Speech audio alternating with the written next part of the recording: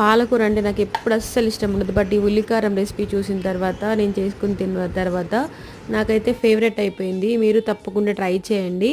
And చాలా simple కూడా ఈ రెసిపీ. దీనికోసం మనం మీడియం సైజ్ ఆనియన్ ఒకటి తీసుకోవాలి. అందులోకి వెల్లుల్లి, జీలకర్ర, కొంచెం కారం అండ్ రాక్ సాల్ట్ వేసుకోవాలి.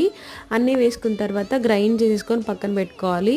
తర్వాత ఆయిల్లో పోపు వేసుకొని అందులోనే మనం గ్రైండ్ చేసుకున్న ఆనియన్, వెల్లుల్లి పేస్ట్ వేసుకొని పచ్చివాసన పోయేదాకా ఫ్రై చేసుకోవాలి. ఇలాగ ప్యాన్ నుంచి సపరేట్ అవుతుంది, అప్పటిదాకా ఫ్రై చేసుకోవాలి. అప్పుడే కర్రీ టేస్ట్ వస్తుంది బాగా. తర్వాత ముందే పాలకూర నేను వాష్ చేసుకొని పక్కన పెట్టేసుకున్నాను. పాలకూర కూడా వేసేసి దగ్గరుండి కలుపుకుంటూ ఉండాలి. మనకి 10 మినిట్స్లోనే కర్రీ అయిపోతుంది. పక్కకు వెళ్ళకండి కర్రీ దగ్గర నుంచి, ఎందుకంటే మాడిపోతుంది త్వరగా. సో ఇలా కలుపుకుంటూ మనం ఫ్రై చేసుకోవాలి. బాగా ఫ్రై అయిపోయిన తర్వాత ఆయిల్ పైకి తేలేటప్పుడు కొత్తిమీర చల్లుకొని చేసుకోవడమే. చాలా బాగుంటుంది. వీడియో నచ్చితే తప్పకుండా షేర్ చేయండి, సబ్స్క్రైబ్ చేయడం మర్చిపోకండి. Thank you for watching.